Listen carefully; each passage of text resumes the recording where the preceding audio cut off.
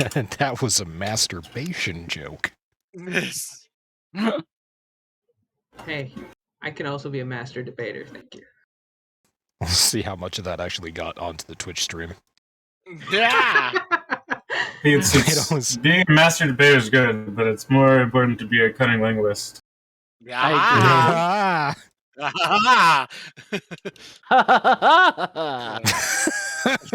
Oh, easy now. Easy now. Well, if you need me to calm him down, he's just literally 8 foot that way. No, he's good. Poke him with a stick, please. That's a more than appropriate level of enthusiasm for the first minute and a half of this podcast when we're all punchy as fuck. And I laugh at anything that even rhymes with balls. You do that anyways. Balls? Balls. Does anyone remember the 30 Rock episode where Jenna Maloney does like her summer song? And it's just balls, balls, balls, balls, balls, balls, balls, balls, balls, balls, balls, balls, balls. I remember that. That was like a... That's my favorite song. I can imagine so. Oh, God. Alright, yeah. So, let's... Oh, I'm watching that one. Oh my god, you're still in Genesis level? Yeah, you are.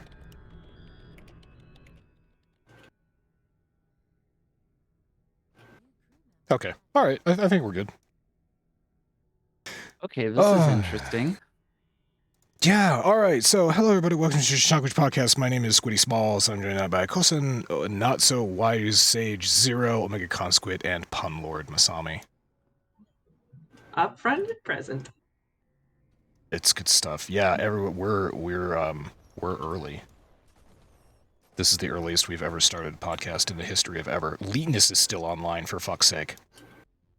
Hi, Leetness. Welcome to the Church of Chonkwij Podcast. My name is Squiddy Smalls, joining my Conquest and Pun Lord Masami. It's been a fantastic week for gaming.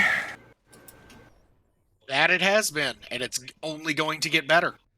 It is only going to get better. Has it really? It has. Actually, the first thing that is on the agenda tonight, by far the most popular thing that everybody wants to talk about, is Destiny. No, I'm kidding. Fuck you. Diablo 4. The Don't worry, we're going to talk about Destiny 2. But the Diablo 4 quarterly update got posted, and I'm going to channel my best Anderson Cooper here. Is Chonkwij's own OmegaConstruct to take us through the Diablo 4 quarterly update. Omega? We have to stop playing Genesis Alpha 1 for this, but yeah, so Diablo, or Blizzard, I should say, released their quarterly update, as you said, and it is pretty much a full breakdown on their monetization strategy. They broke it down talking about the way that they're going to be doing seasons. They talked a little bit about the store, the difference between paid things in the store versus things you can earn in game, all of that. And truth told, I actually feel pretty good about it all. So the monetization is, as you could imagine, is going to be pretty heavy. But in this quarterly update, through the various sections, they mention at least 20 different times that you cannot pay for power. You cannot pay to win. You cannot pay to be faster advancing through the game. Right. So this Full was out. good news. Good news for all of us. You cannot buy crystals to buy packs of whatever to open and increase whatever gear score or get better gear or anything like that. All paid materials will be cosmetics. Everything. Which is delightful. So it's going to be a full price game. There will be a cosmetic shop, and they will have a season pass. Mm-hmm. Diablo 2 and 3, Diablo 2 calls them ladders. They're called seasons, and Diablo 3 are a core of, the online gameplay cycle. They're going to continue that going, of course. But along with the seasons, which also they're really going in depth on the seasons. Right now in D3, for instance, a season is, a new type of mission, a couple new types of gear, some stuff, some weird stuff that shakes up the meta, and a loose little bit of lore around it to excuse why they're putting it in the game. They tweak the meta a little bit, and you can have some fun with that. They are saying that these seasons are going to be much more in depth. It's going to have actual quests, mission content, end bosses, all sorts of stuff, and it's going to coincide with a season pass, which will be like a lot of other games out there. You earn whatever it is you earn, be it XP or special, season pass, coins, tokens, whatever, that advance you through the season quest. If you decide to pay money to unlock it, you get more shit as you advance through. And Cosmetic shit. And you get more, you get free premium currency from that, but you also can earn free premium currency from just playing the game. So free to play, you get premium currency, and that is what you spend in the store. So their cosmetics shop is all with premium currency, and so you pay for the season pass stuff. You unlock some neat gear transmogs. That's another thing to mention. All these skins are going to be full sets of item transmogs, so you can mix and match. There's going to be billions, trillions of combinations of how you can do your fashion with all these different gear sets that you can get.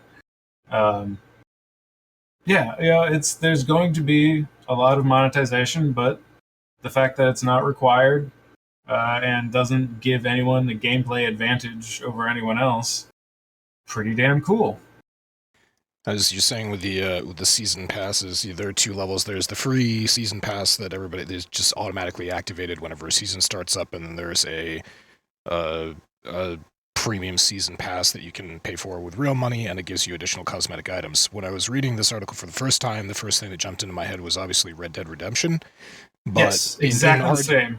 It isn't actually. In RDO Online, if you remember, when we popped into, I think it was whatever pass number 4 or something, that was what kind of outraged the RDO community, because there were things in the premium online pass like a permanent increase to types of ammunition that you can carry for specific weapons, or permanent increases. Rockstar is completely built around paying for power. So no, I wasn't talking about that, Right. but merely talking about like the structure of it, how like there's the season pass that goes along if you don't pay for the paid tier, and then the paid tier is sort of mirrors along with it as you go through, and you just get extra shit. But you're totally right. So Red Dead, like all Rockstar games nowadays, is very much pay for power.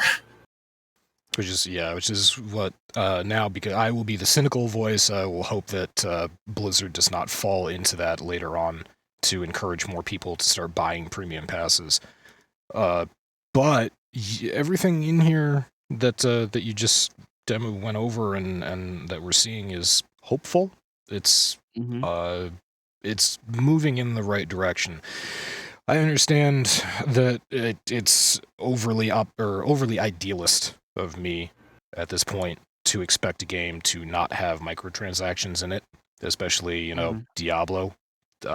Or a Blizzard game, but I wish that wasn't the thing. Unfortunately, it is. So the best that we can hope for at this point, without sounding too much like a Debbie Downer, is that this is just cosmetics. Everything you can buy is just cosmetics. But here's something else you have to think about, and this is something they were clear about in this.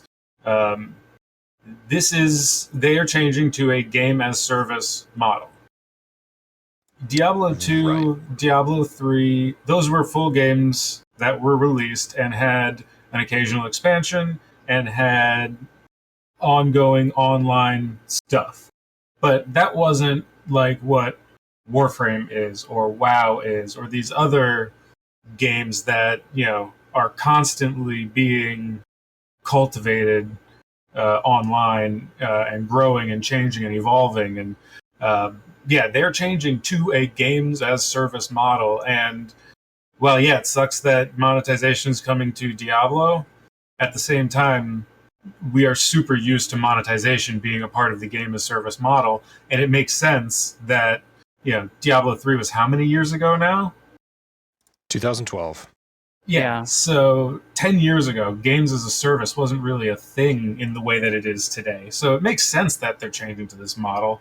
So the fact that they're taking what's effectively the Warframe approach, which is honestly, this is even less than the Warframe approach, because the Warframe approach can buy you speed. It can buy you quicker advancement through the game. Yes, you still have to level things, but specifically in the Foundry, you can pay to build everything instantly instead of having 3-day time gates for Warframes and shit also like that. Boosters. So, yeah, definitely paying for boosters for more loot and shit like that. So, we've praised Warframe's monetization. I'm proud to say I mentioned it first this podcast. We've given them lots of praise for their monetization philosophy. And if they hold to what they talk about in this, it's even less than there. It's even more restrictive than what Warframe and DE are doing for that game. So, I think it's pretty cool. Yeah, I mean, it's in order for, basically, in order for them to make the money that they want to be able to make on this and actually turn a profit on it, this is what they feel like that they need to do. And although I vehemently disagree with it, it is a lot better in terms of what other places have done monetization-wise, like Fallout 76 and Red Dead Redemption and various other games that have come out 76 that are out there. 76 was embarrassing. Their monetization scheme. $14 for a sticker and a tent. As long as they died so fast. People still play it. Not many. I know. But yeah, I get you. Yeah, no, it was hot shit for we talked about it for maybe 2 or 3 podcasts, and then it was just done. And then months later, Masami brought it up because she was still just casually hanging around in game. But yeah, But yeah, as long as they stick to the cosmetic aspect of it and they don't stray from that, that should be perfectly fine. Actually, right now, I am staring at the skill progression that I'm the skill progression grid. I'm getting grid sphere vibes from frickin' Final Fantasy X. Or isn't this the way how what the hell's that other Diablo clone? PoE. This is a PoE aspect. That's the other aspect of what they talked about in this is they didn't mention it by name, of course, but the way that they're going to be running their seasons sounds heavily inspired by the way Path of Exile is ran. It's the skill tree, the way that it seems to be developing, and that's just one. In that image that I shared, that's just one of multiple different. You see that last panel all the way over on the right. Mm-hmm. That's another entire screen that you can tab over to. You see how it's half faded out around the edge. That's a different tree. So you connect these. You have to build your way over to there, and then you unlock another panel. Well, I'm not sure if it's very similar to PoE. I'm not sure if it's unlocked as you go, or if you have multiple going at once, or what it is. But whatever it's going to be, the old Paragon system of just infinite points to put into literally just your main stat and health, and people get into absurdly high Paragon levels, running getting top marks on all the seasons because all they do is just have an insane main stat that just puts out more damage. They're actually going to be capping Paragon points. Right, and that's the other thing, or the next thing that I wanted to talk about. Can you go into a little bit about the decision to cap Paragon points? I didn't really think they got too much into that. They kind of talked about it a little bit more in passing, but it's part of the the section they titled "Refreshing the Meta." So let builds. I'm not sure if it was if I got this from you or if I got this from the article, but they were concerned. They were concerned that Paragon is right now infinite. And when the season is done, they dump all the Paragon points that you earned into season into your main account. So there are people that have like Paragon level 20k or 30k, and that is fucking obscene. Yeah. I don't well, think those that are they people who are that to be always possible. those are the people always at the top of the ladder. But yeah, so Yes. Yeah. here they're talking about it. So the seasons will work the same way. You can rebirth an off-season, like an eternal character. You can create a new seasonal character, and after the season, they go to your off-season character list. So that's going to be the same. But it says it's talking about starting a new character in the context of a season, but it says this, along with capping Paragon points, ensures that effort and skill measured by both dexterity and theory crafting determine how powerful your character becomes. It also allows players who missed the previous season to participate. So blah, blah, blah, blah. What's interesting, that's going back to the D2 model. Yeah. Like, that's the way D2 ladder seasons work, is, and D2 is purely a gear-based game. Like, you have the skill trees in that game are very rudimentary at best, and they've got some cool synergies that make the different builds work, but that game is a gear-first game. And I think it's kind of cool if they go back to that. The question on my mind now, and this isn't something that's actually covered here, but is when we actually start getting into the items themselves, I'm worried. Well, maybe not worried, but I'm definitely curious to see if they're going to redo the Diablo 3 model of gearing, where it's like you have to have these things. You have to have this 6-piece set. You have to have this offhand, this main hand.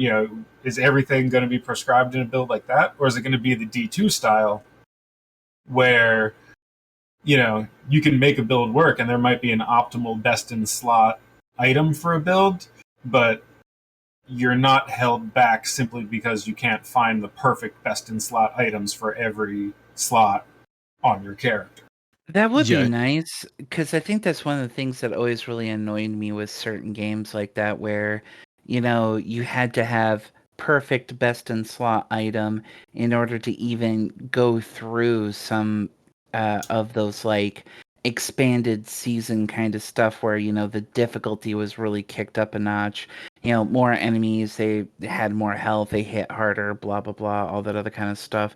I would definitely like to see more of a balance where, sure, your build is not completely dependent on your gear, and it relies a bit on a combination of both gear and synergy, so that you can, kind of blend the two of them. That would be really nice if they could actually do that. Although what I predict is that they won't be able to nail it right away, and we're probably going to see a lot of back and forth, because almost every game suffers from this to a certain degree, where they'll be like, they'll have to crunch down on gear, and then they'll have to up skills in order to compensate, or they'll like crunch down on skills and up gear, and they'll do this for a while until they hit that happy medium where the good majority of players will be happy, but not everybody will be happy in the way how that it works out. But a lot of people will be okay. That's going to be the way it's going to be regardless. Yeah, I'll say this, that for Diablo 2, they hit that in patch like 1.12 or something like that, and they were pretty much done with balancing for over a decade, and then D2R became a thing, and now they've started releasing stuff, or they've started tuning gear and rebalancing things again. I don't think this day and age, especially a game that's a successor to Diablo 3, which is still having its gear balanced, could possibly not, and also considering that it's moving from a model of game to a service, or game as a service, I don't think that they'll ever be done balancing any of this. They will likely be, and this is pure speculation, they'll likely be releasing new gear, they'll be tweaking gear sets, they'll be adding new gear sets, they'll be adding stuff to the game which requires balancing new stuff against old stuff, and that'll be a constant juggling act for ever. I actually don't ever see that stopping, because Diablo 3 has never stopped. It's not that they didn't reach a point where they could. It's that they started rebalancing things and they started overhauling gear sets and adding one or two new gear sets per class here and there because it kept seasons interesting. So D3. The real. Go ahead.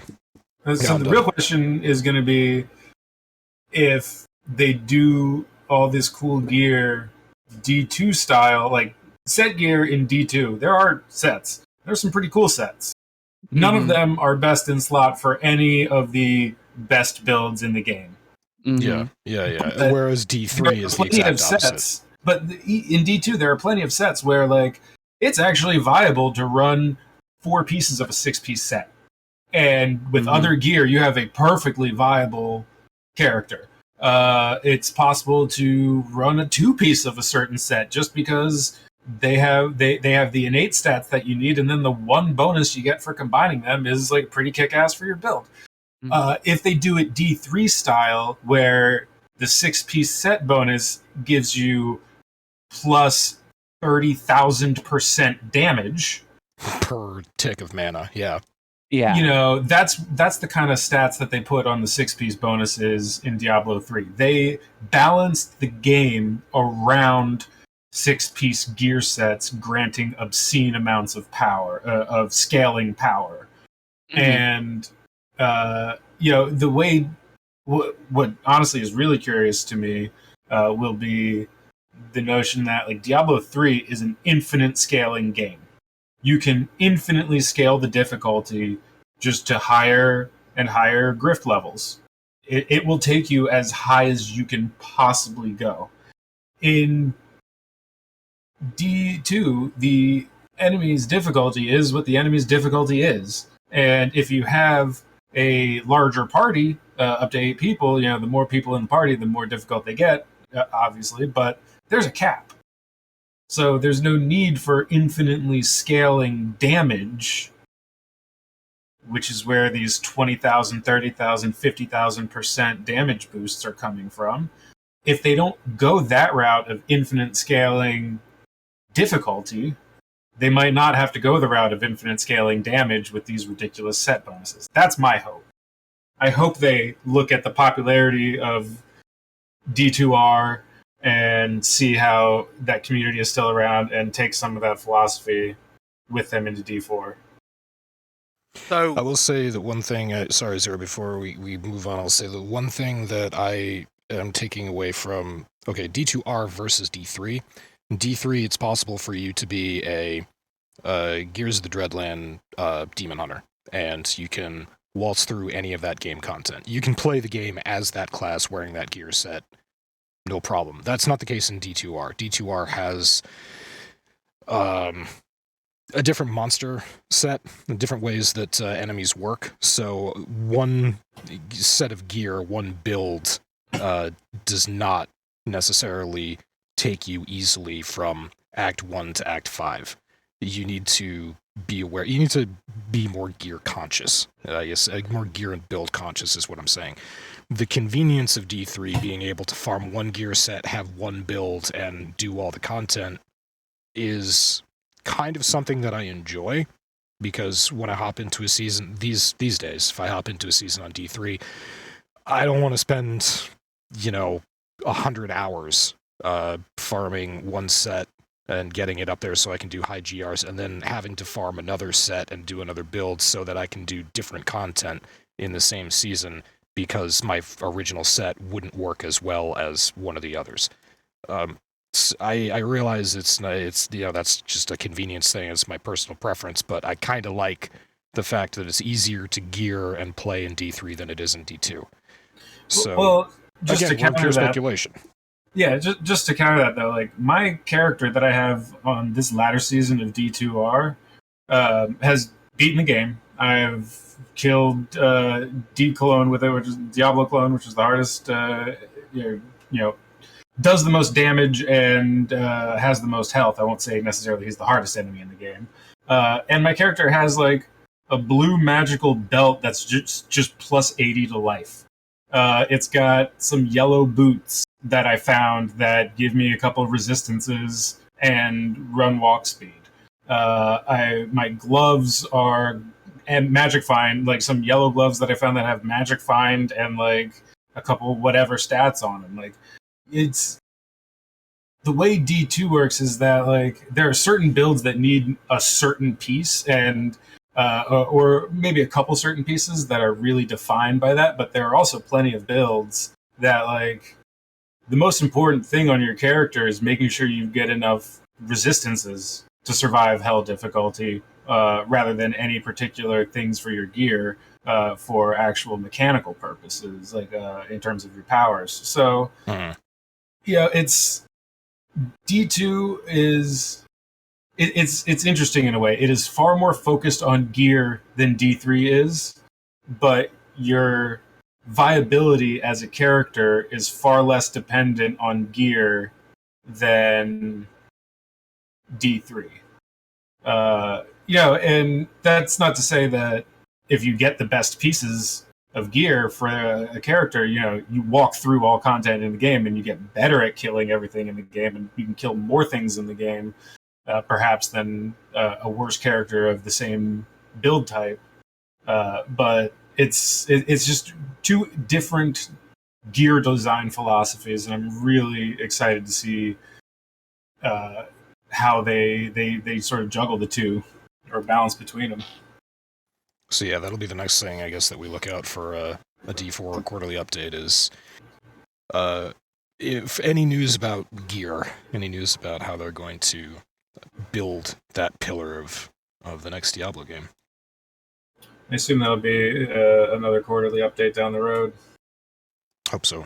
Yeah.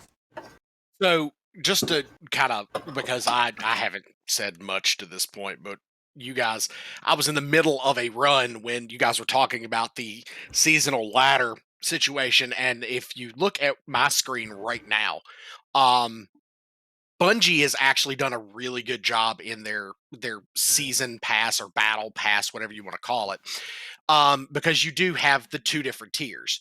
You've got that bottom tier, which always starts off with the seasonal exotic weapon. Everybody gets it straight out of the gate. All players across the board get this weapon, period. Now, working forward from that, you get bonuses that help with your, currency bonuses and, catalysts, getting crafting materials, efficiency for certain quests and things like that. You also get, premium currency, well, not premium currency, but like bright dust to buy stuff from the shop. Just to cut in real quick, in what they said for this, it's going to be the same. Like, you will be getting performance boosts on the free tier of the season pass. Yeah.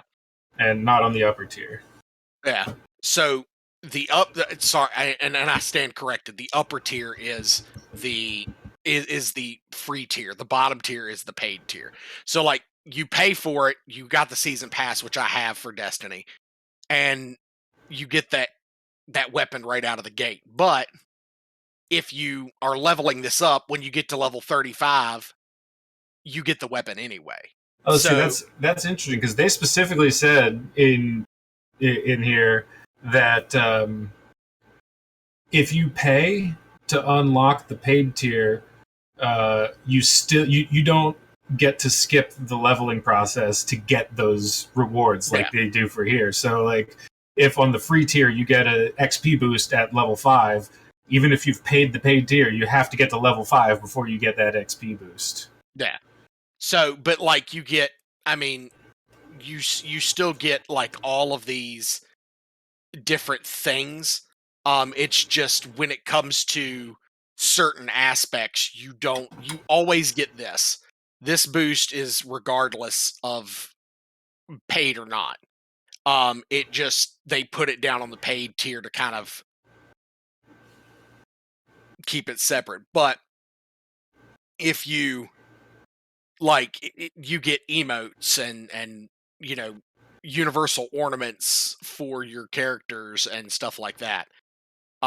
which actually this season's universal ornaments are kind of sick looking for all the characters. It gives you that, that ethereal skull look. It's actually pretty neat. But it's I like the way Bungie's done it. I like the way I've always loved the way the Bungie's done their season pass, and I'm looking forward to Diablo having the same thing, essentially the same thing. Which actually, believe it or not, it actually sounds like Blizzard is doing a better job than even Bungie is doing, and Bungie's been doing this a little bit longer. I've said this before, and I'll say it again. Blizzard has never really been terribly good at completely original ideas, but they are fucking pros at taking existing ideas and refining them to near the point of perfection. I think worth mentioning also, they've learned from their mistakes, because in this whole monetization update, their entire monetization strategy does not include any mention of a real money auction house. Yeah. Or anything of the sort. So that's going to be my next question, is how do they deal with gear trading? That's going to be interesting to see. Yeah, hopefully it is the same system that Diablo has right now, D3 has right now, which is that everything that drops is bound to you, except if there's somebody else in your party when it drops, and then you can trade with them for up to 2 hours, I think. That's a good trading system, in my mind. And it's cut back a shit ton on gold selling in Diablo 3 is basically non-existent anymore. There's no fucking point. And gear selling in Diablo 3, again, there's basically nobody spamming trade chat or anything like that anymore, which is nice. Because it's impossible. Yeah, no, it's great in my mind. Now, that's the thing. As much as I was just saying how much I love D2's gear mechanics, their trade mechanics are fucking awful.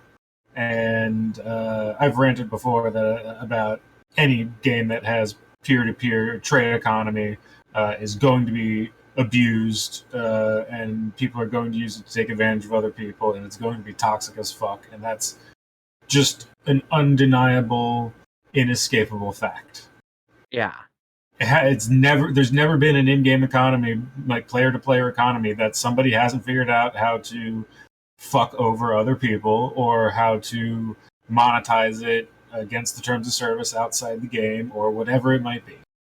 So I really hope they don't go down that fucking road. That's my biggest complaint about D2. Omega was watching Leetness and I play Lost Ark a couple days ago, and we were telling him all about the bot situation in Lost Ark. Yeah. So speaking of people going, third parties operating outside TOS to just sell gear or gold. Well, that's the thing. D2 has a bunch of bots in it too. There are tons of bots that just run the same Magic Find routine over and over and over again until they find good legendary gear that they then sell on websites, and it's fucking shitty. And I really, really hope Blizzard just fucks off with any of that shit. Mm-hmm. You gotta imagine that there's a financial incentive for them to make that impossible. Not discourage it, not just discourage it, make it fucking impossible, because they're losing money ostensibly when a bot's coming in and I guess okay, so D2R is different because it isn't a free game like Lost Ark is. But yeah, it's just circumventing a trading economy in a free-to-play game. There's definitely a financial motivation there for the developer to fucking put some caps on that. Yeah, I don't know. It will be interesting to see how Diablo Blizz handles this. The sad fact is, though, the player-to-player economy pushes players to buy premium currency because that is inevitably going to be the currency of choice on a platform like that. So yeah, you get a situation where you're going to have some, Chinese server farm that farms all these items and offers premium, or like offers the premium currency at a lower rate than what you can pay for it from Blizzard. But overall, hopeful D4 quarterly update. Good post. And we could actually, let's take a break from Blizzard for a second, because Zero did lead into Destiny 2, and we are watching Zero play Destiny 2 right now. So what is this article, Zero? What is Destiny 2 Season 18 release time, roadmap, and everything we know so far? What's coming to the new start season by Matthew Reynolds, our old friend, Matthew Reynolds. So, and Matthew does such a great job. He does quality work. Quality work. But the tomorrow, if you looked at the seasonal ladder that I was just sharing, this season ends in 15 hours.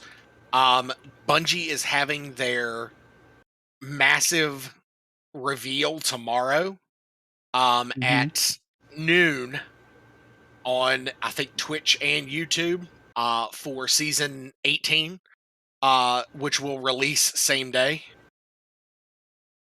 It is actually they have been played very close to the chest on what this season, this upcoming season is going to be, but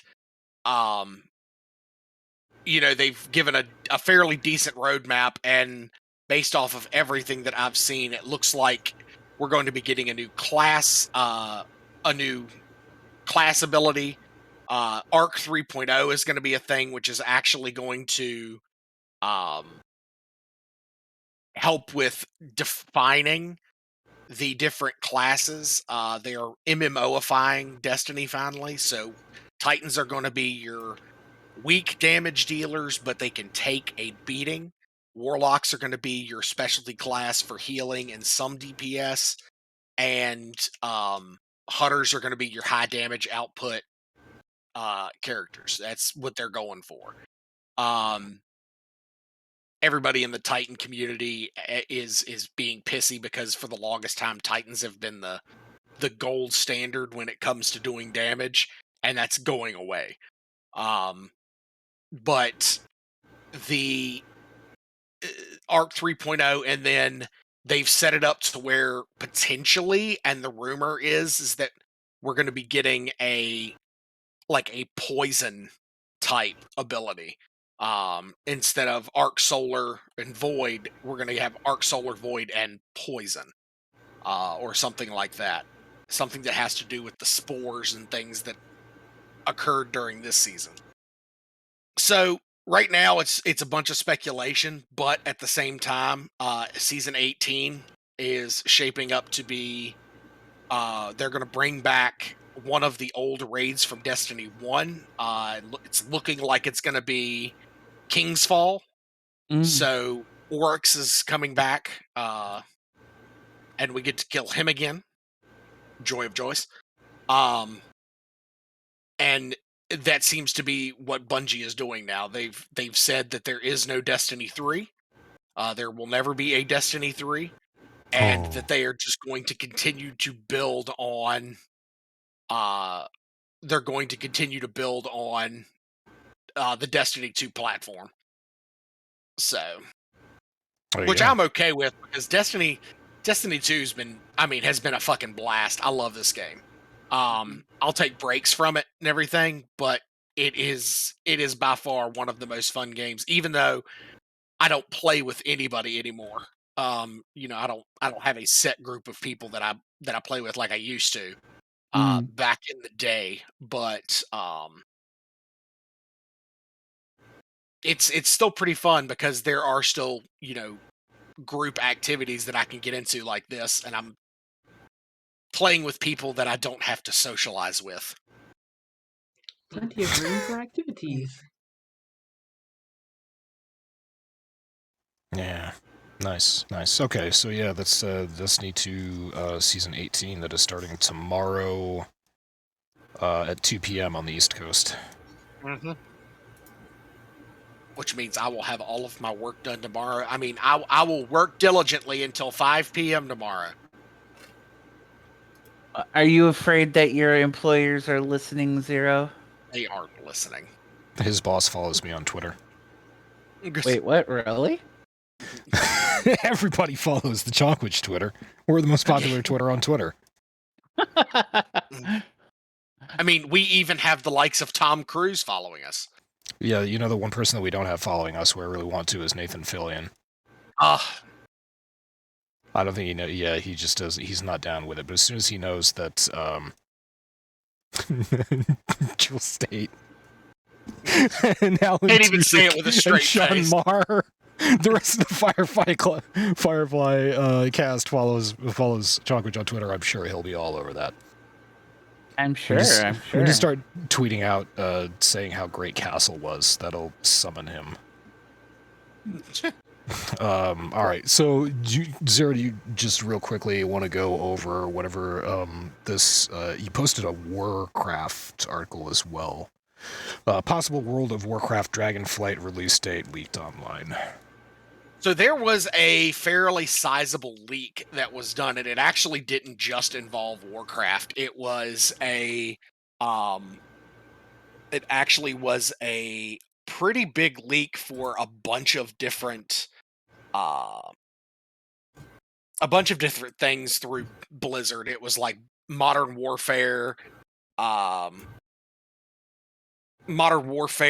Blizzard, the release of Wrath of the Lich King Classic. Let's see here. So in the leak, it was the pre-patch and pre-sale for Wrath of the Lich King Classic was August the 30th. Overwatch 2 PvP launch early access, October the 4th. The pre-patch for 10.0. So the pre-patch for Dragonflight coming out in October. And then COD global launch, COD Cortez, or as it's being called, Modern Warfare 2.2, is set to be released, according to this, on October the 27th. The Warzone 2 global launch on November the 16th, followed by the Wrath Classic release on September 26th. 28th of November, you're looking at a to-be-determined time for the Dragonflight release, and then Diablo 4 pre-purchase, and the Game Awards occurring on December the 8th. So that even gets into Diablo 4, saying that the pre-purchase for Diablo 4 is set up for December the 8th. So this leak is huge. Now, it's got a lot of the WoW community in a rut because they don't know whether to be excited or pissed at Blizzard for this, because of the timing. If the game were to release on October the 28th per this leak, that would put the raid schedule to be during the Christmas holiday, which can pose a couple of issues for the major raiding teams, because that means that people may not be present to raid, and that could throw off the world's first. Which is a huge thing for Blizzard. They stream that shit from the day that it releases until the first person is finished, or the first team is finished with the raid. So it's one of those things that they're,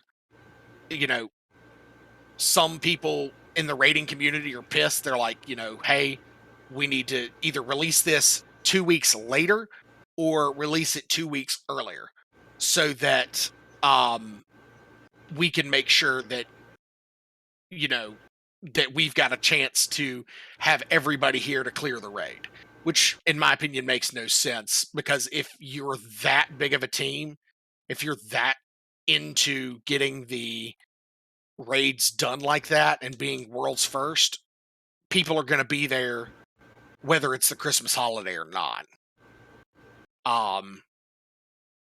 Which I think is dumb. I've never understood the race for world's first for any game, any raid, or anything. The asshole in me, the asshole in me just hopes they stand by it and they're just like, "Fuck you, nerds. I don't give a shit about who gets world first. This is when it's releasing. This is when it's going down. Suck it. We want people playing over Christmas."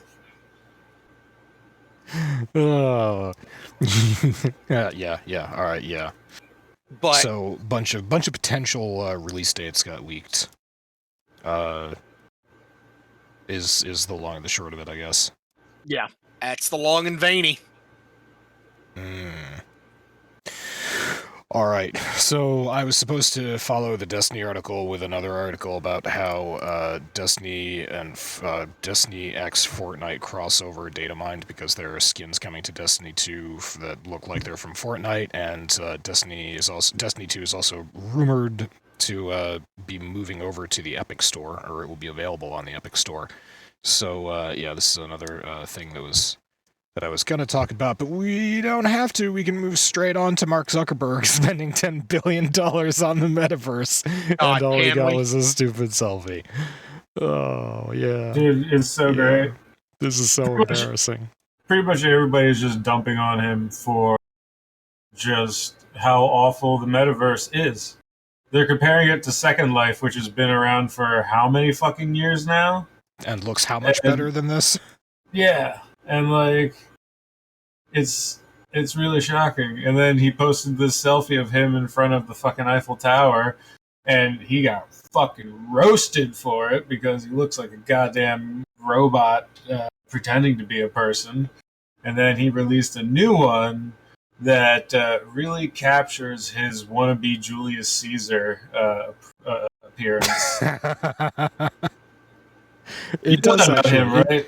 Yeah, it kind of does look like the Julius Caesar bust. You know that about him, right? That's why his hair is the way it is. That's a rumor that I heard. I heard it online. That means it's true. His haircut is he gets that haircut because it's like Julius Caesar. He wants to be Mark Augustus Zuckerberg. But look at that. I'm not making that up. That totally looks like a bust of Caesar. It does. You're right. All I have to say is E2 Brute. Nice. Yeah. Nice.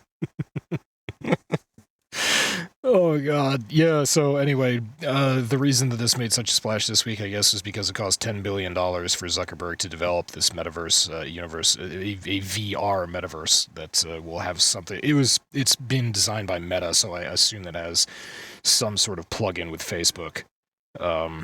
So yeah, they spent all this, and the graphics came out, and it just looked fucking abysmal, and everybody laughed at it. They did compare it to Second Life, and the important part is that Mark listened to them, and he assembled his creative committee, and they all sat down in a conference room, went over what's the most popular, type of graphic style out today, what would people enjoy the most, and of course the committee came down to Fortnite, and they instructed their graphic designers to create a new portrait of Zuckerberg more in a Fortnite fashion, and boom, that's what we got. So they're improving this. There's virtually no, as far as I can tell, there's no actual creative team behind this. There are just people who could absolutely be a creative team being instructed by committee how to design something. Which somebody who works at Meta was told, we need you to make a new face for Mark Zuckerberg on the metaverse. That's what you're doing today. And that graphics designer was like, fuck me. You really got me doing this bullshit? Because the internet roasted him? You got me sitting here wasting a day of work on this shit? What a poor bastard. He's getting paid extremely well, though. Yeah, he probably is making bank. I think it's hilarious that... Well, first as a graphic designer, I doubt he's making bank. He's probably they're just eking him by on whatever the hell. Well, that's true. He's probably being overworked. It's Facebook, though. Right. Yeah. I mean, he's probably getting overworked and underpaid. What are we talking about here? Yeah, I am of a similar opinion. But I do think it's funny that in this article they do I'll find the line here, but they said that essentially this kind of project, this kind of release would result in whoever created it getting fired if they weren't the CEO of the company. So this is what I have no idea just how much the Zuck was involved in this project, but he's definitely the face of it, pun intended. And yeah, Well, this it should looks get like you fired. it's like $10 billion wasted. Kind of, yeah. That's the other thing. How are you going to garner interest in this VR metaverse? How are you going to make this popular and keep it popular? People are not like VR chat is popular, but that's VR chat. Other VR based or metaverse based applications have seen their popularity at launch, and then they tank because people just aren't interested in going in here and building a 10-foot tall model of the Eiffel Tower or paying $10,000 for a 10-foot tall model of the Eiffel Tower. There's what? People can do that shit in fucking Minecraft. And Yeah. have For free. done that shit in fucking Minecraft. Yeah. Yeah, Or but this is they're trying to do what all the quasi-dystopian movies of the future make it seem like we're gonna one day do, where we're gonna live our lives by sitting down in a VR chair, and Baiting. that's basically what this is. Hey, you asked if there's gonna be some like Facebook integration or something. Here's what I think.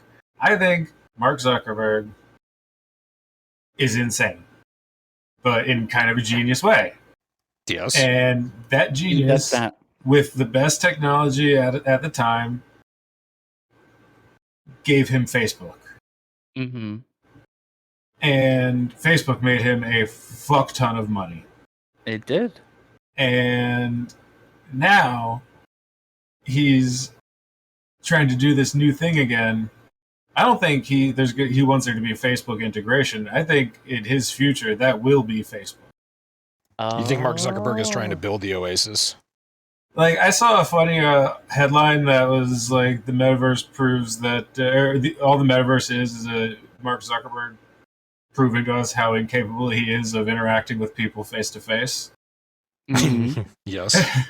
So it's yeah. I think he's trying to create a cyber world that he can fall back into. And, his insanity birthed Facebook at a time when the tech bubble, .com bubble, was just exploding, and he was able to ride that wave to billions of dollars. And now he's insane and has disposable to him with his billions of dollars. The best technology and VR shit that money can buy. Like, Elon Musk is talking about Brainlink and shit like that. What do you think, like, Zuckerberg wants the metaverse to one day be? He wants that shit to just be in people's heads. That's what's, yeah. Oh, yeah, no, totally. I could see it. I could see... Yeah, I just finished by saying we are in the prequel movie to a dystopian future movie. That's where we live right now today. We're the prequel times when they go back and it's like, you could have stopped him, or we're here from the future to kill him. Like, that's this time period. So 50 years from now, 100 years from now, we're going to have Terminators crushing skulls and shit, and cool metal music and lightning in the background. I was going to go. What you're saying is we need to take out Zuckerberg. Hey, it's too late. I cannot, by any good conscience, advocate violence against anybody. We at the Church of Chonkwij do not advocate violence towards anybody. It's too late. His particular android model gained sentience back in like 2009, so he's capable of self-reproduction at this point. Wait, that's what happened. Oh my God, Mark Zuckerberg was once a human being, and he invented Facebook. And then he got super rich, and then one of the androids from the future came back to the past, killed Mark Zuckerberg, took his place, and now he's trying to guide us dead. So this is the Matrix. Okay, so we went from Terminator, now we're going towards the Matrix, where he's going to have us all, this is an android from the future, who is getting us all to plug our brains into the metaverse, which is the fucking Matrix, and you're going to harvest our body energy for heat energy to run their alien civilization. Wait, it's even more sinister than that, because human beings as a battery was always a fucking stupid science fiction idea, and it would never work. No, what they want is they want us, as you said, to jack this into our brains and have us living in the metaverse as we're walking around in real life. But in reality, it's going to be like idling your browser mining for Bitcoin. They want the horsepower of our brains to run advanced calculations so that they can mine Bitcoin. And somehow frogs turning gay works in here too. I could see it. So what you're saying is they're putting fluoride in the water that's turning the fucking frogs gay. God, that man is going to be poor by the end of the year, I hope. It's going to be great. Yeah. So he lost a fifth or a quarter of his declared assets. Yeah, unfortunately, no matter how many times he says that, he's going bankrupt in court, it's not true. And one of my favorite moments from the Alex Jones trial that have come up as YouTube clips in the past week is the judge just telling him, you can't say that because you believe something to be true, it's true. It isn't. You can't say that your company is going bankrupt. You aren't. You can't say. She's just detailing, basically calling him out on every single lie that he's pumped out in court, telling him, you're perjuring yourself, and after a while, I'm really not going to warn you anymore. I'm not going to care. Honestly, we're just going to go to the perjury trial. I'm amazed that there hasn't been any talk of perjury. Yeah. He was directly admonished after multiple warnings to not lie, and he was caught flat out for a fact, without a shadow of a doubt, that he was telling lies. They caught him flat out, and the prosecution called him on it. How is that not... 2 counts of perjury. 2 counts of very obvious, on-the-record perjury. Like, how does that not turn this civil case into criminal proceedings? It probably will after the civil case is actually done and taken care of. I hope you're right. Well, you heard what happened with him in his divorce proceedings, in his custody hearings. Rogan said this shit back a long time ago, and I forget who was on the show when he said it, but they were talking about Alex Jones, and during his divorce proceedings, he couldn't remember the name of his child's teacher and blamed it on eating a big bowl of chili. I'm not surprised. And then he said, indigestion will fuck you up. And then he said that he tests the weed. He has to smoke weed because he has to test it for potency, because George Soros is increasing the level of the efficacy of the THC in the weed.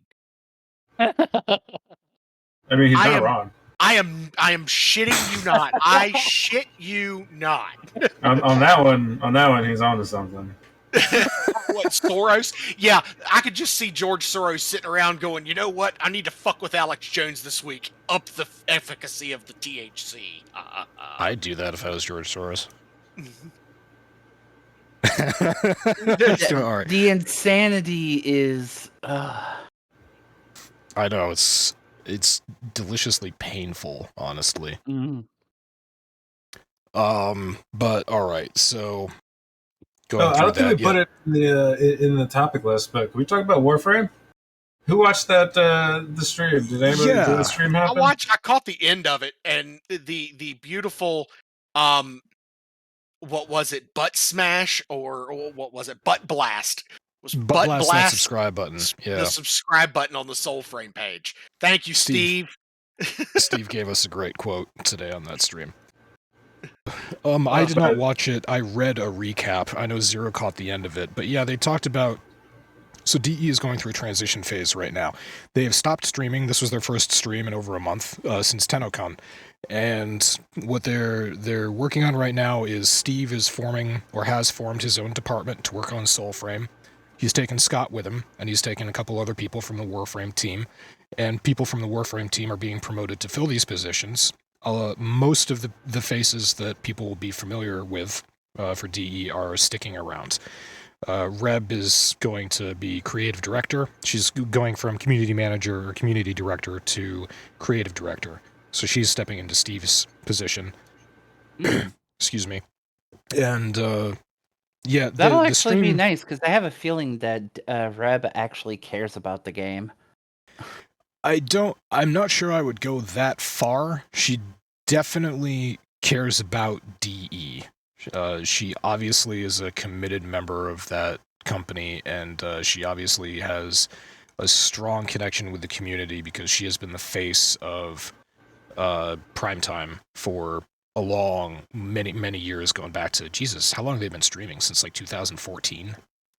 Mm-hmm. So yeah, she's I'm remaining trying to the look at- face of Warframe. Well, I'm trying to look at it from a, somewhat non-cynical view on the basis that, because she's been at this for so long that perhaps maybe not, obviously there's the idea that she is, she cares about the community, she cares about DE, but to a certain extent, I would like to also think that she cares about the actual game itself and the progression that it makes. Although, Maybe, aren't we technically possibly. done? Didn't we hit mastery rank 30 and now shouldn't we all be done with all this bullshit? Shouldn't the game finally get released? No, because now there's Paragon levels. The mastery or legendary rank 1, rank 2, and rank 3. They'll keep on putting out gear until the end of time. It's the only way the game can survive. It's the only way that they can do it is new content, new things for people to buy. It's the only way they can keep people playing and keep new players coming in. Unfortunately, I feel like for new players coming in, we're fast approaching a point, if we haven't already hit the point, where you come into this game and it is just too big for you to deal with. Probably. It kind of was like that when I started playing with you guys, but you guys kind of helped me through. Even though I don't log in, but every once in a while, it's still a lot of game. Yeah, it's probably controversial to say, but or maybe DE wouldn't want it to be phrased this way, but when you start up Warframe these days, you need tunnel vision. You absolutely need to decide that, okay, I have a goal here. My goal is to get this mod, or get to this MR rank, or clear these planets, get these nodes, and get through this quest system. Something. You need to pick one thing, and you need to be completely oblivious to everything else in the game as you pursue that goal. That's the only way for you to get into a position where you can advance. Otherwise, yeah, it's just completely fucking overwhelming. There's way too much stuff for a new player. There's way too much stuff accessible to a new player that shouldn't be accessible to a new player. You shouldn't be able to go to Demos as an MR4. That's a bad idea. But you can. Yeah, the game definitely has some balance issues. So player experience is difficult. But yeah, this transition stream from DE was to sort of relax the community and say, Warframe is still going to get all the attention that it's been getting for years. We're not out of development, nothing's slowing down. We're on schedule. Just because Steve is going to go work on something else doesn't mean that Warframe is going to see any type of slowdown. In terms of the reveals for Soulframe, we got a nice launch trailer, or a teaser trailer, I should say, for Soulframe, where you can see a guy who's dressed up kind of funny talking to a wolf who's big and kind of looks funny, and yeah. They don't have enough content in Soulframe yet. They don't have enough planned out in Soulframe yet to start going into what is this world, how does it work, what are the mechanics, who are the people, etc. Mm-hmm. So, interesting stream, but there's still there's got to be a lot of work done behind the scenes before we hear anything new about Soulframe. Yeah. Also, there's Warframe Nora's weekly is rolled over. That's the only other news. But okay, so we are fortunate this evening in that we have not one, not two, not 3, but 4 people with extensive knowledge of Dungeons and Dragons, myself not included. And Aw, you're getting there. You shush. I know how to. I can roll dice. If I have a +10, I can roll like at least an 11 on dice, and if I don't, then I critically fail every single time. That's what I know about Dungeons and Dragons. But somebody posted this article, an FAQ: 1 D&D rules, D&D digital and physical and digital bundles. There was a glimpse this past week about from Wizards of the Coast, which presents Dungeons and Dragons, the future of D&D, codenamed 1 D&D. And anybody who would like to talk about this, it can educate me, sure, and the world. So gotcha.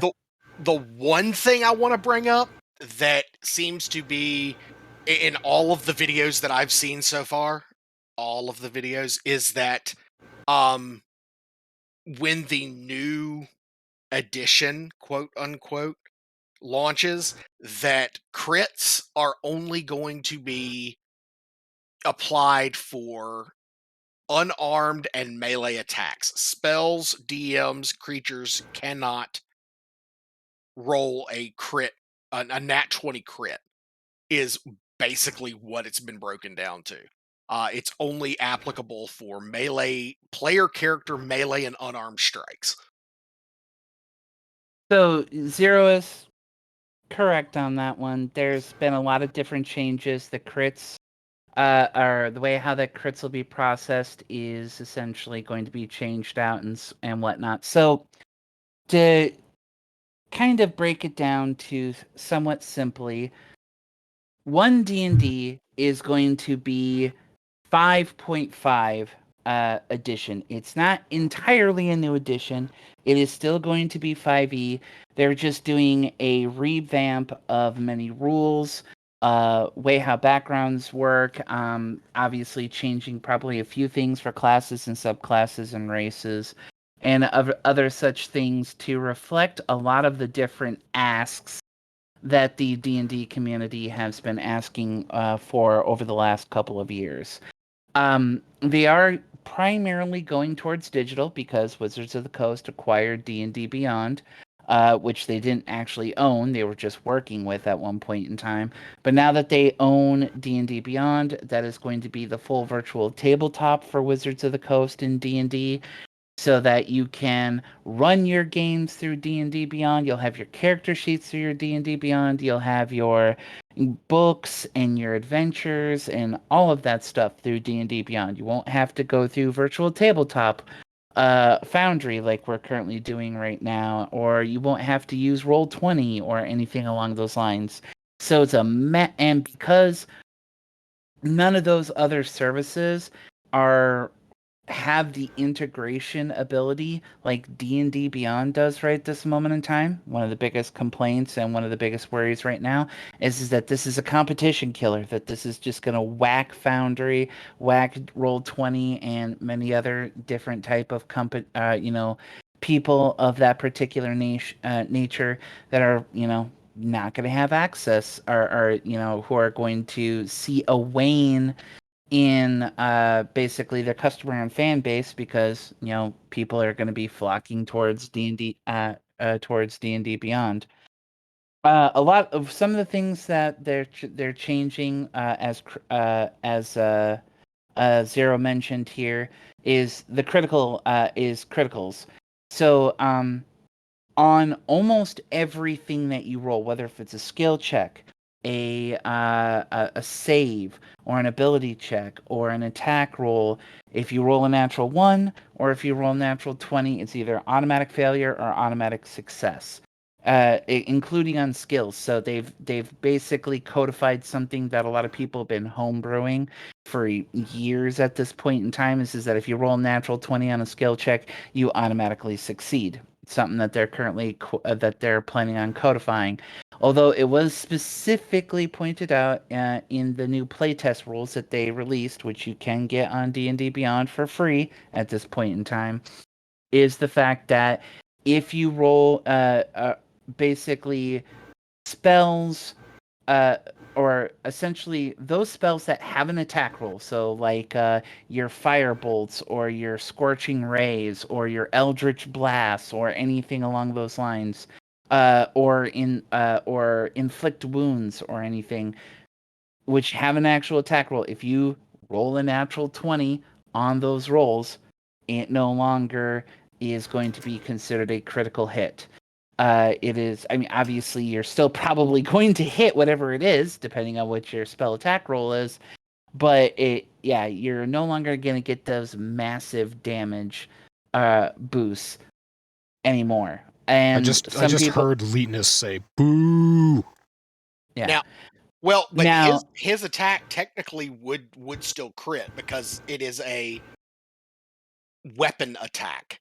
yes. Yep. So in all technicality, with him using, say, for instance, Hunter's Mark basically just adds dice to his weapon attack roll. So if he critically hits on his weapon attack roll with Manticore, he would still get the double bonus for his bolt as well as also Hunter's Mark, and then any other ability that he may have that's adding actual dice to the roll itself. I thought that wasn't the case. I thought it only is doubling explicitly the weapon damage.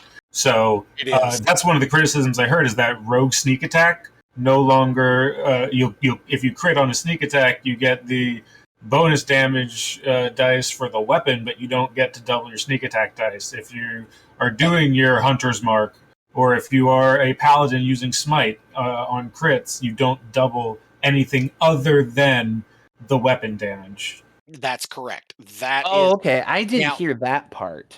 Now, that's the part that I didn't hear. The good thing about this is, and Wizards has said that the rules for 5e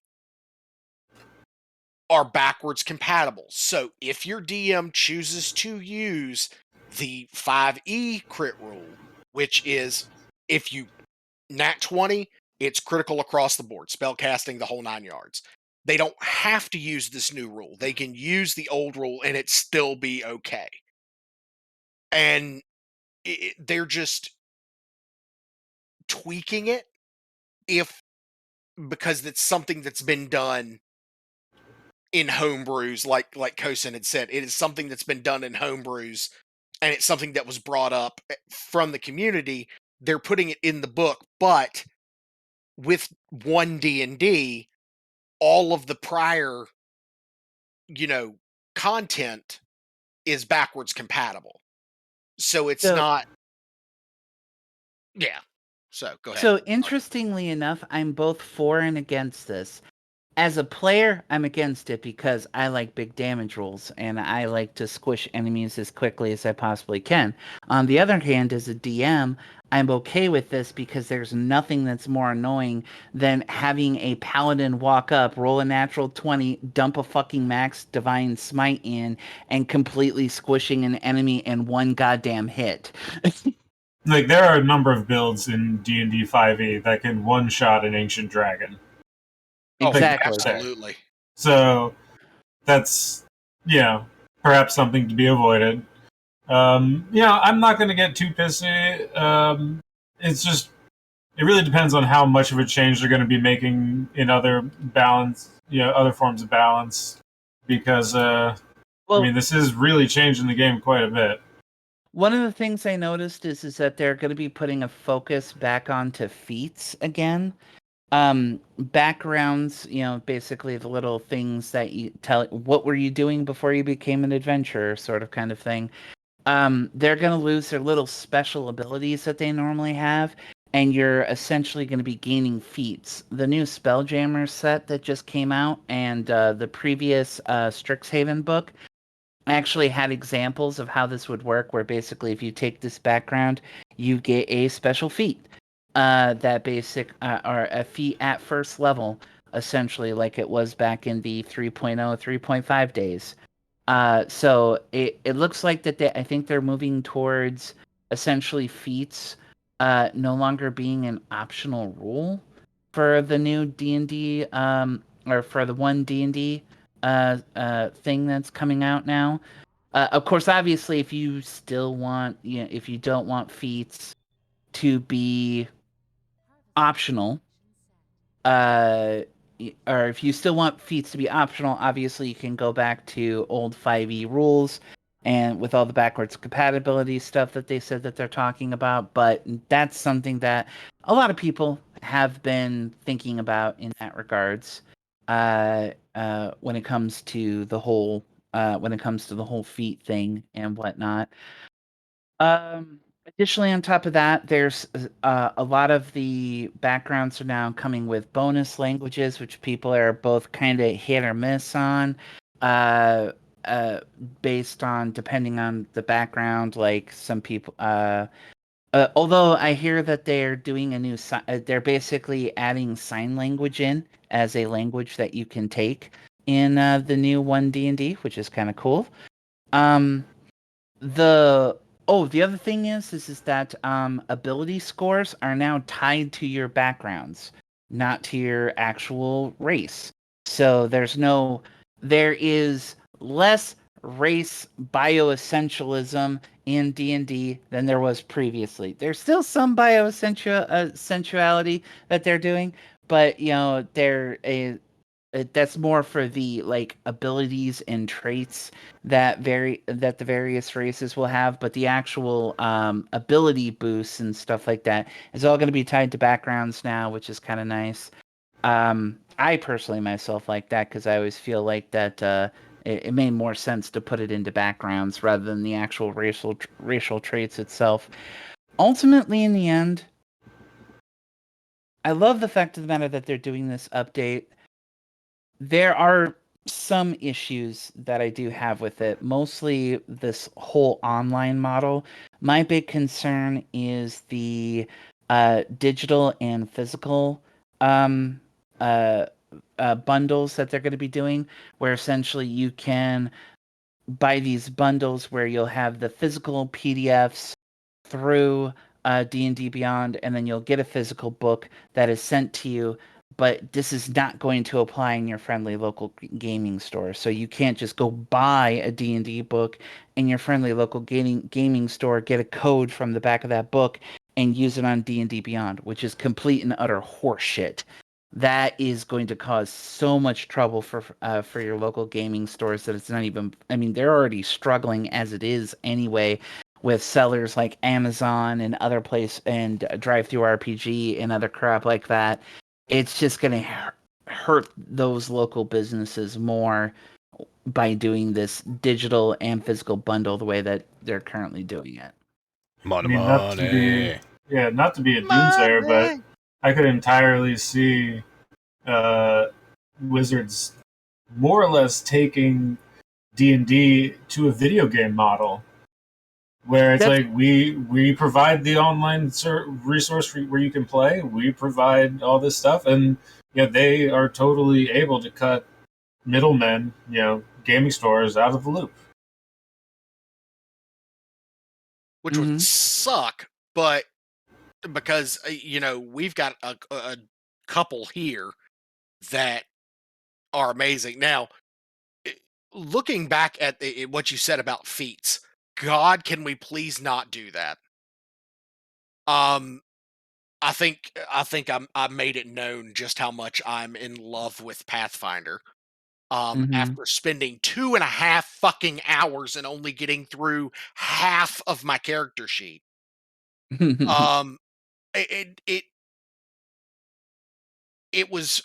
is Pathfinder 2nd edition is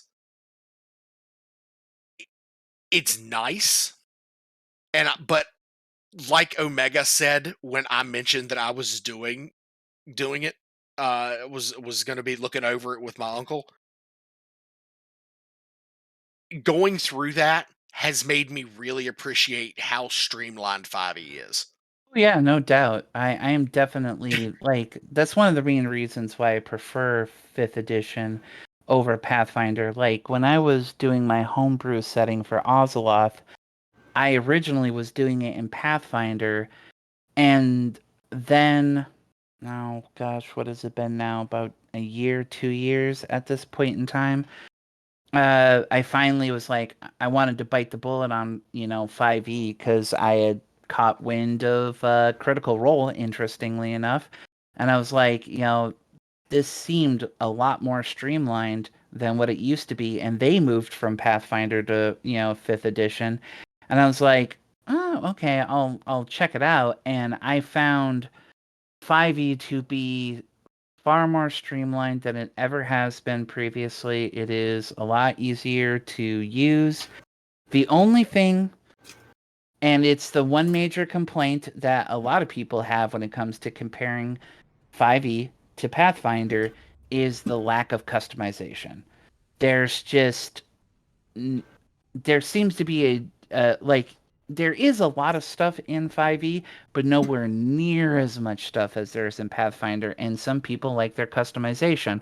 I am one of those people. I do like customization, but I like streamlined customization, and I think 5e could up their customization a little bit, but they don't need to go overboard like fucking Pathfinder does. Yeah, I think my uncle put it best when we were going through all this. He said, "Yeah, they decided to update from Pathfinder 1, and they said, "Oh, we're going to make it easier." And by make it easier, they meant make it extremely hard and take you 5 times as long just to build a character. Mm-hmm. Yeah, there's nothing worse than having to sit an entire day building one single character. Like, I hate that. That is one of the things that turns me off the most when it comes to building characters in a system. If I have to sit an entire day to build a character, I will throw that fucking game out the goddamn window. I want to spend no more than maybe about an hour building the character, maybe even less if I can get away with it, so I can focus on other shit like doing backstory and role playing and other aspects of that. This is me staring at Kosen, knowing that we spent like the better part of a couple of days doing Shadowrun characters. Yeah, Shadowrun is the exception to the rule, and you know it. No, I think there's a lot of fun in theory crafting a character. So I don't know. I could stand them to make it a little more character like creation and interactions with different elements of your character a little more complex. I could stand to see that. I mean, I think my favorite thing in D&D is not when my character gets better numerically. It's when it gets better mechanically. yes. Sure, yay, I got another point in this stat. Sure, mathematically that makes me more effective. What's interesting is, I unlocked a new spell. I unlocked a new class feature. Give me more of that shit. Oh yeah, Give me more definitely. feats. Give me more feats. Give me, racial feats. And all kinds of that shit. Class-specific feats. They said they're adding class-specific feats. They're adding a lot more feats with level requirements and class requirements, which is kind of neat. Oh yeah. I think that kind of stuff would be awesome. Oh yeah, definitely. I think the one thing that I wish would carry over from Pathfinder 2 to 5e that they would update is the leveling progression. As much as I love, milestone progression is great. The if you're doing it by XP, it gets a little grindy and it starts feeling like I'm playing WoW on a tabletop. Mm-hmm. In 5e. With Pathfinder 2, it is 1,000 points, 1,000 experience points from 1 to 2, 1,000 experience points from 2 to 3, so on and so forth, all the way up to 20. It is 1,000 set points. It is not 1,000 and then 2,000, or what is it? From 1 to 2 in 5e is 300, and then it jumps to 900. And then it jumps to like 2,800, and then it just keeps going right, up. It's ever increasing from level I've to never, level, as it is in most. I've never played D&D that wasn't milestone leveling. Yeah. Fuck XP. Who gives a shit about XP? Keeping track of XP sounds like a fucking headache. Oh, I hate it. my in-person game that we just ended was XP based, and literally so that we could finish out the storylines for multiple characters, including mine. He was like, y'all took 4 days to prepare for this final battle in in Phandelver. You get level 5. Like, he just gave it to us because he was like, there's no way that I'm going to be able to come up with enough to finish out this. You just get level 5. Oh, that's fair. So it because it was like, I think it went from 2,800 up to like 6,900 from 4 to 5. It's some stupid number like that. But that's where the milestone leveling is nice. But if it was to be, if I was to switch personally, if I was to be DMing a game and I was to be doing it through XP, it would be, I would homebrew it and say, every 1,000 experience points that you guys get, you're getting a level. I will bring that over personally. You're just gonna have to, if you do that, you're gonna have to redefine how XP is distributed, though, because enemy XP values are granted with that scaling in mind. Personally, myself, the thing I would really hope that they do is go back to what their original idea was for the fighter when they were doing 5e, which was basically making it so that the maneuvers that battle masters get was what fighters got core without actually going into any of their subclasses. I really wish that they would get back to that idea, because I would just love to see a bit more. I would like to see fighters get a little bit beefier. With that in mind, though, there's obviously balance factors that need to be taken into consideration there. But that's what I would really like to see. Masami, thoughts as a DM/player? In general, or on the current topic of milestone versus XP? In general, for D&D 1, the future of D&D, as Wizards are calling it. I'm ignoring everything, and I will read it and make my decision then. Atta girl. Good plan. Yeah, because I everything want to do the same. I want to make a character and shit like that. Yeah. Everything up until the point it releases is speculative hearsay, no matter if it's from official published sources or not, because they can change their goddamn minds whenever they fucking want to. So I will read the printed copy. Well, yeah, this is literally public alpha. This is literally the public alpha. Like, this isn't even a public beta. This is so early, and they're going to do many rounds of comments that people can make and stuff. I mean, that's their Unearthed Arcana process that they do every time they release new material. So, yeah, this could all change. If everybody writes them and says these crit rules fucking suck, well, guess what? Everybody's going to be able to crit again on the Nat 20. Well, in that case, I hope that everybody writes them and says that not including a digital code with a hard copy book sucks, and I hope that they... oh, no. That involves monetization. That's a whole different argument to make. They don't give a shit about that. I'm seeing, just quickly on YouTube, I'm seeing preview videos of big D&D nerds releasing their thoughts and reactions to the D&D 1 announcement, and I'm guessing that a handful of these videos that are just titled Worse Than You Think and, generally disparaging it are going to be focusing on the shift, what sounds to me like a shift to a digital platform, a moving away from physical books and trying to get everybody onto D&D beyond... I'm playing with digital copies of books. It's basically one of those things where, like, I've been gaming for a fuck long time, and it kind of both excites me and depresses me when I think about how long I've actually been gaming, but typically in my circles, or at least from what I have experienced over time, is that when a new system comes out, we're literally using the old shit for at least a year or two after the new shit comes out. Sure. Sometimes we're buying it, sometimes we're waiting just to see, exactly like what errata are they going to do, whatever. Because usually, like, we're not going to stop a campaign mid, just because they released a new edition. We're not going to do that. We're going to finish it out, and sometimes it takes a hell of a long time. Yeah, So. no, totally. I'm like, this Oh. this shit's gonna happen in 2024 or something like that. Probably 2025, knowing how things get delayed. It is late 2022. That's 3 years. I am not holding my breath. I'm not getting my panties in a twist.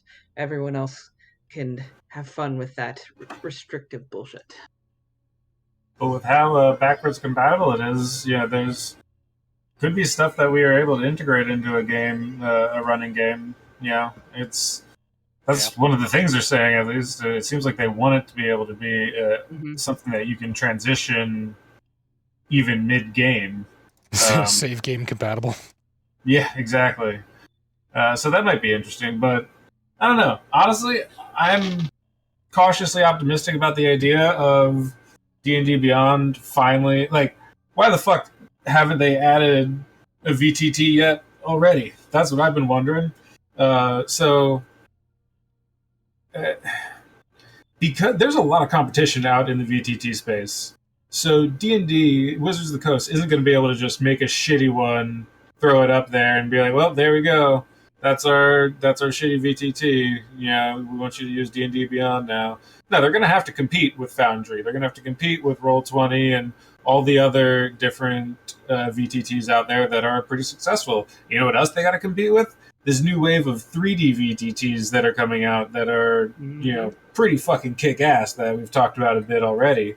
Some of that stuff there's a whole bunch. There's a whole bunch of different, at this point, it's like a rapid startup level battle where each company is trying to do their own version of it. And one day, maybe 2 or 3 of them will actually still be around. It's in that kind of a cycle right now.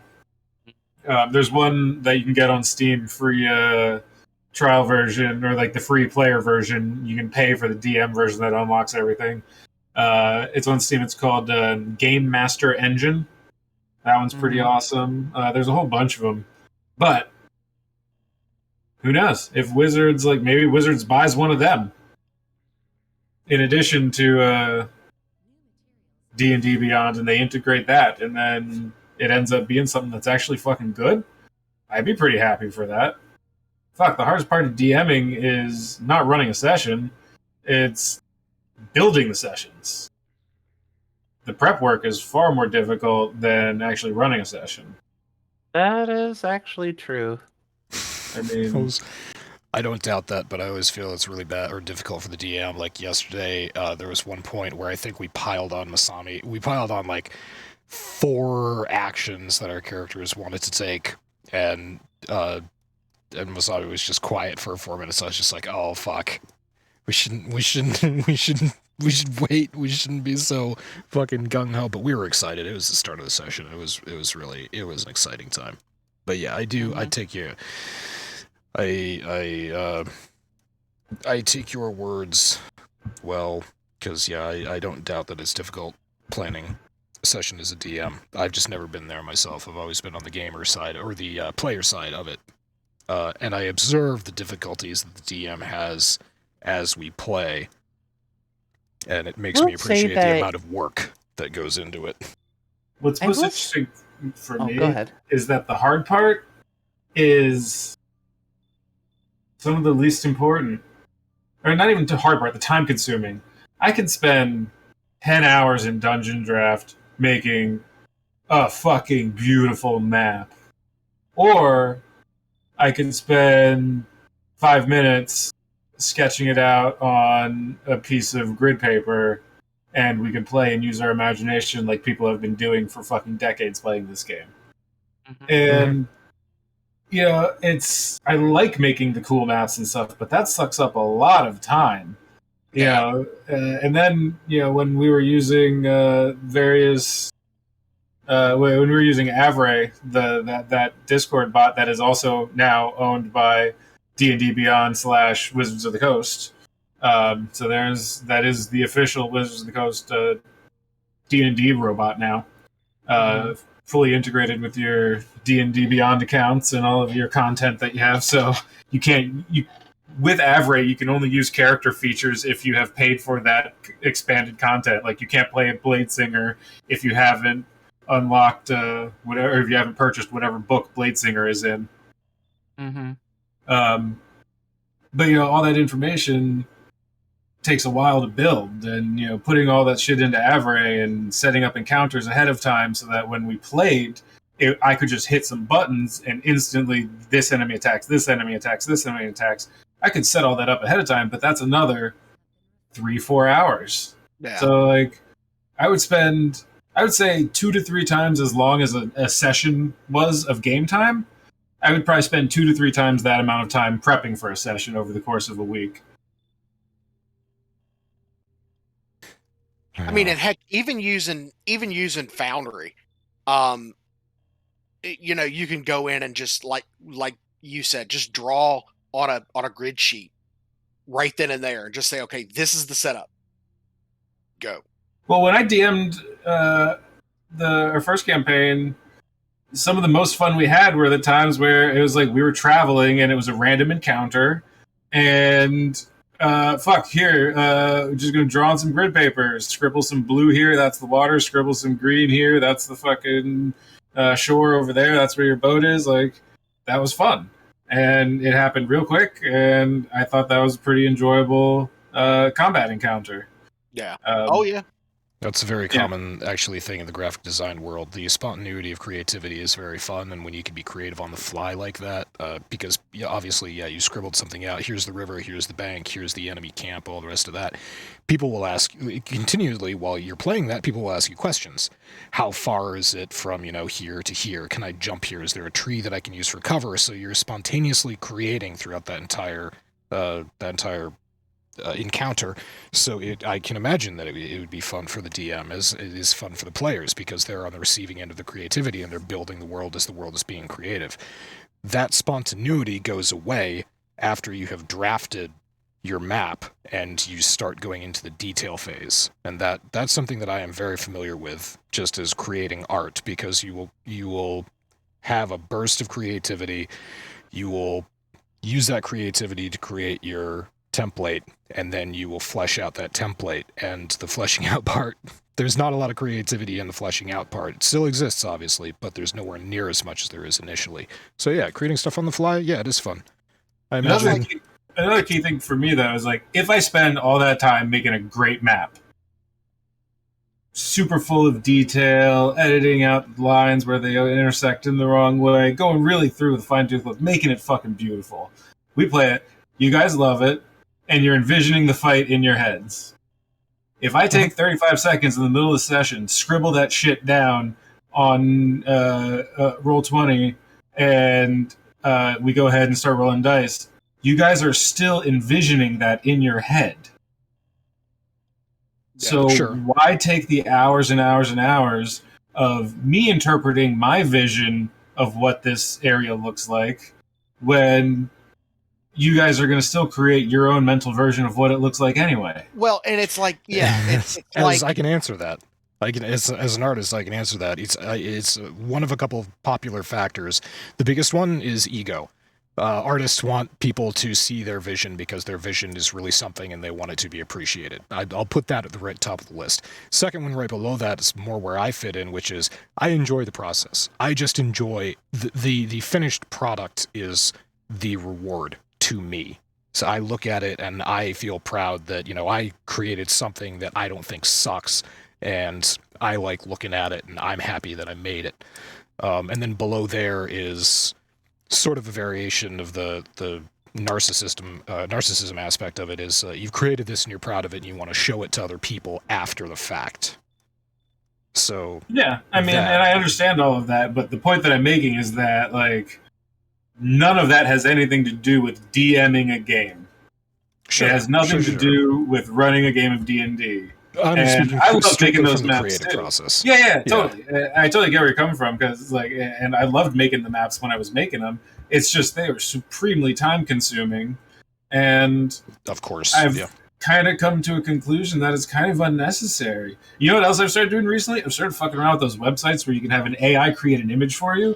Next time I run a campaign, all the scenic imagery is going to be stuff that I generate on these websites. I'm just throwing that out there now. I've made some cool ones already that I'm already gotten saved. Check this one out. It's like, when Omega said that he, oh wow, That is gothic and amazing. The prompt I gave it was bleeding walls. Nice. So when Omega said that he was gonna that when Spelljammer came, he was excited for Spelljammer to come out, and that when he saw Spelljammer, that he would like to run a campaign in Spelljammer. I was like, I got excited for that because Omega's the way that you ran that first campaign, and this could just be because I hadn't played in 20 years, and then I got back into it with y'all, and it was, I got to use that imagination. And what I'm seeing in my head is going to be completely different from what Masami sees, and what Doc sees, and what Kosen sees, and what you have created in your mind. Everything's different, so I have to ask questions. And it's like, this week with the map that Masami was using, there were things that the artist rendition of that map did not line up with the book. And that kind of is kind of neat, because it's like, okay, well, is this here? Okay, so there are supposed to be stairs here. That's cool. We now know that those are there. Let's go this way and this way. So it's one of those things where it's like when Omega said, okay, I want to run Spelljammer, looking through the way that Spelljammer works and just seeing just the basic, it's like, okay, how is he going to do this? How is this going to work with the way that this particular module and this particular setting works? Because there's a lot more physics and a lot more... There's a lot more stuff that happens within Spelljammer, it looks like. I could be completely off base. Oh, no, you're not wrong. I'm actually going to be part of a streaming... basically, there's this Discord Twitch community called Tales of Initiative, and they're going to be... we're streaming a game, a Spelljammer game, called Don't Panic.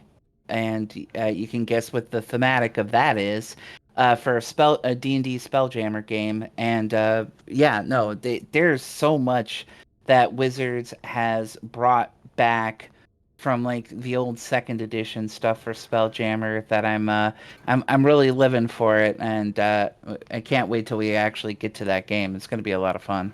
I never understood the practicality of an improbability drive in the first place, though I'll admit that it's a pretty neat mechanic. And I'll also say, in terms of the campaign that we're playing right now, I know, Masami, you're using some maps from the official source and some maps not, but the detail on them and the way that the way that they are presented, the progression of things, if I can speak correctly here, is lovely, and I do very much appreciate we're a little spoiled in terms of the number of maps that we get. Yes. But there's still a healthy amount of imagery of the mind, theater of the mind. Yeah, my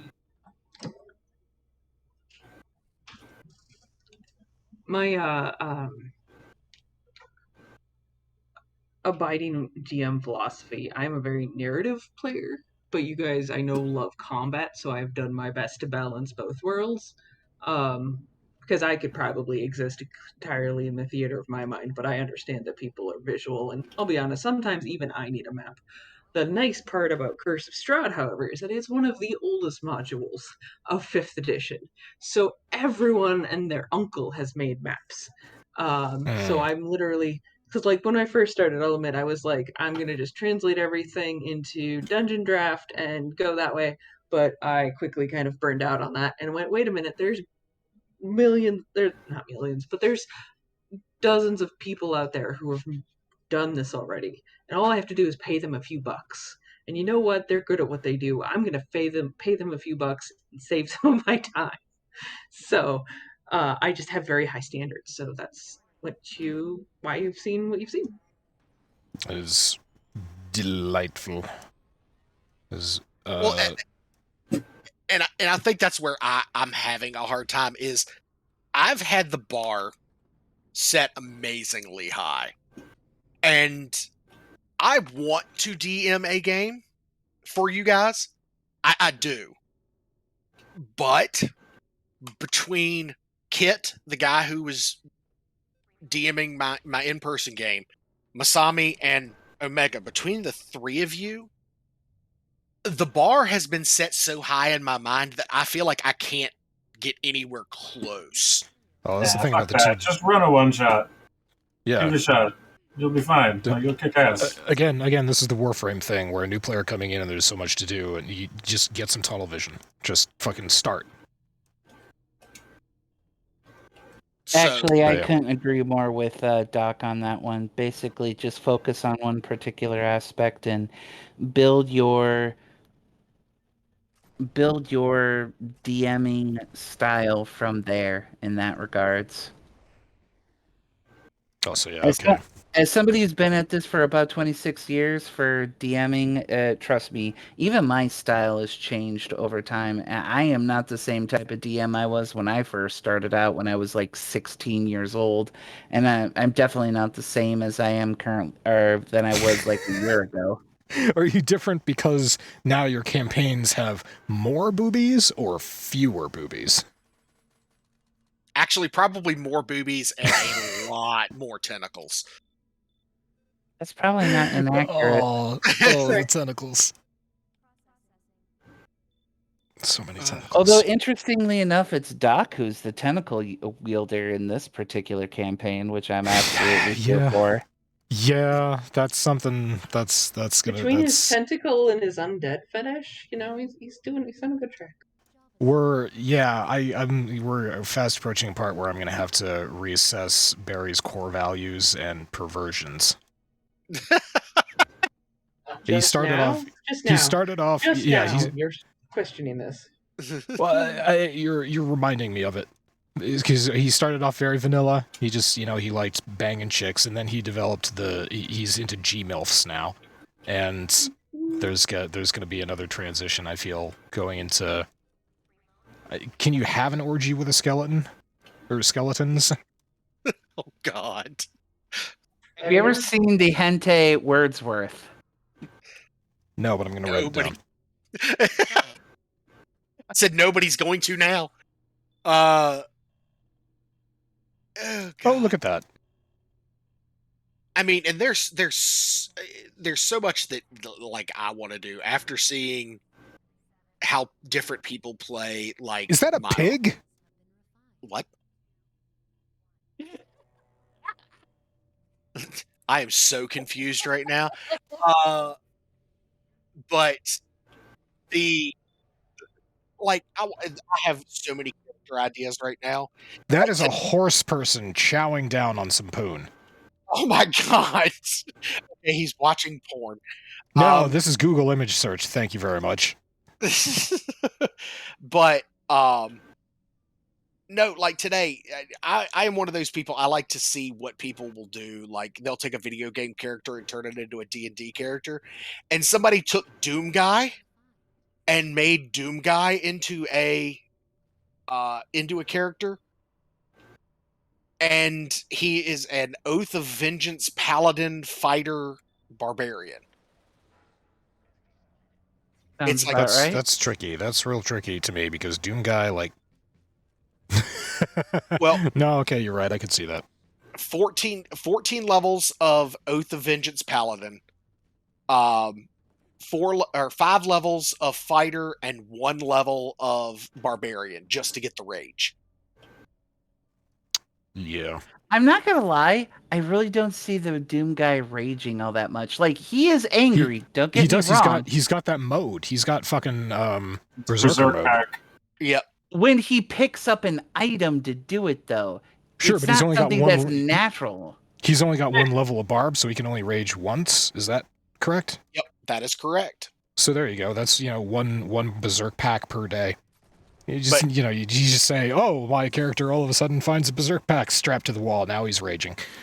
Yeah, the way that they did the damage output, he was like, okay, so he rages, he has all of this stuff, the smiting, and like his average damage output at level 20 was something absurd.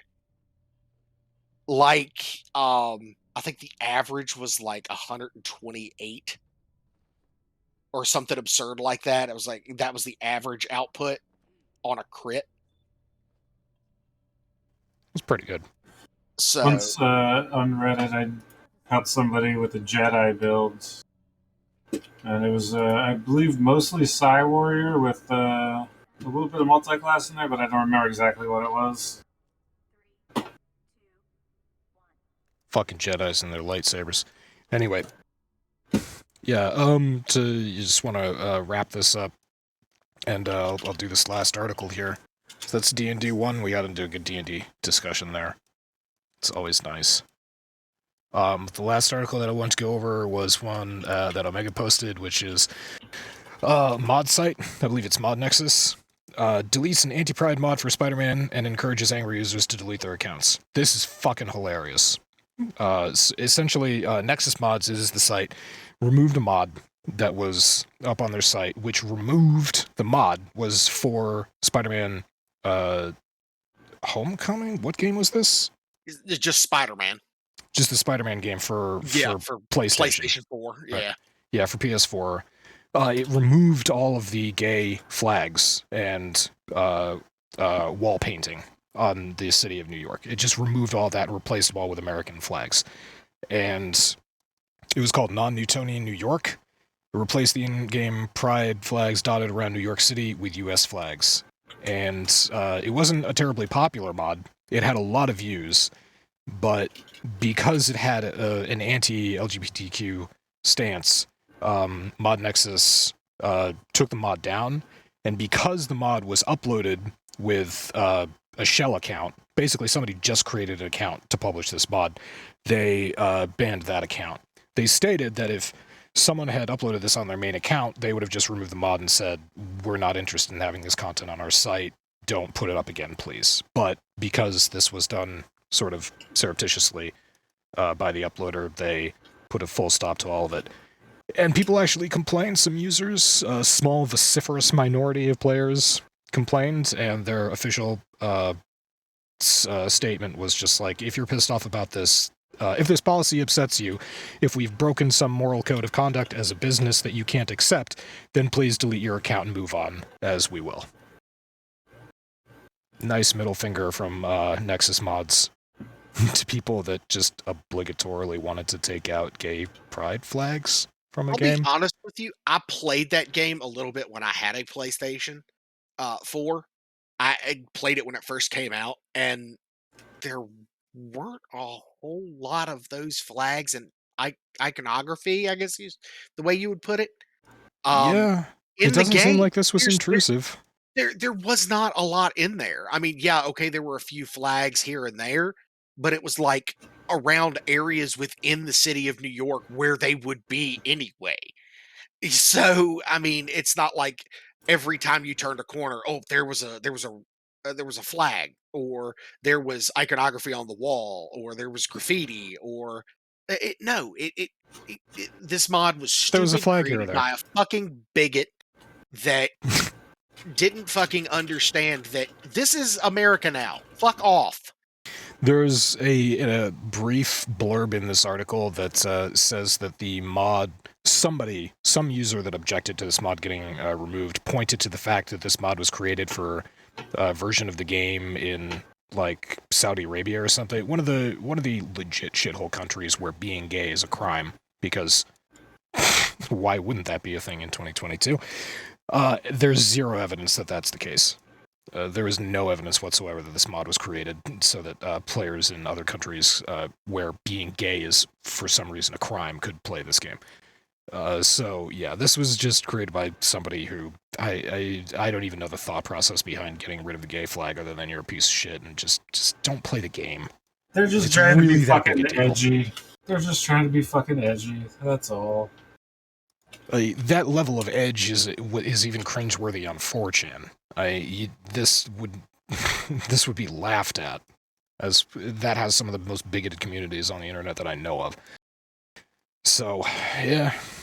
Whatever. Good for Nexus Mods. Nexus Mods is a great website, by the way. You go there and download a whole bunch of mods and patches for games that don't traditionally support mods on, say, Steam. So you can go there and you can grab for the Mass Effect Legendary Edition. You can grab community packs that will fix bugs, improve some graphics, and give you back some glorious butt shots. In addition to adding new features, weapons, and armors to the game. That's my plug for Nexus mods. They're a good site. I've never had a problem with them. Yeah, there you go. Good stuff. Is that it? Did we do it? Did we win? I think we won. I think we got all the way through it. We've been going for almost 2 hours, and we started early. Yeah. This was a rich podcast because of Diablo 4 and D&D. Yeah, I will definitely say too. I am excited that I do not have to buy an additional controller to be able to play the Spider-Man game on Steam. Thank God. Yeah, because Steam is increasing compatibility with all controllers, not just Nintendo controllers. I figured. I thought that with the Spider-Man game coming out that they were going to make it like, oh, you can only use a PlayStation DualShock or DualSense controller to play the game, and nope, that's not the case. You can use an Xbox controller, thank God, because that's what I have. Good stuff. All right, well, it's 2 hours in. Yeah, we should probably stop now and get to drinking. Yeah, wait. It's 11 p.m. on a Monday. Now's the time to get drunk. It's 11 p.m. on a Monday. Do you know where your alcohol bottles are? Yes, right next to me. Yeah, no, they're all the way downstairs. It's such a long way to go. It's not worth it. So many stairs. All right. Well, anyway. Yeah, no GG's, doubt. everybody. Yeah, good podcast. GG's. Everybody. Well done. Good podcast. All the rest of that. We'll be back here. Yeah, we're doing this again in a week. Nobody's got nothing. I got nothing. I won't speak for the rest of the group. But yeah, be back same time, same place next week. So until then, Jesus, everybody, penis, and fuck Putin. Fuck Yes. Putin. Fuck Putin. Yeah, so there was my multi-class down there. Yeah, I saw it. I'll have to take a look at that. That's interesting. I mean, it's probably not in any way optimized, but it's just for fun. That's if I were to play a Jedi in a campaign, that's pretty much how I would do it. Yeah, no, that's completely fair. Space wizard.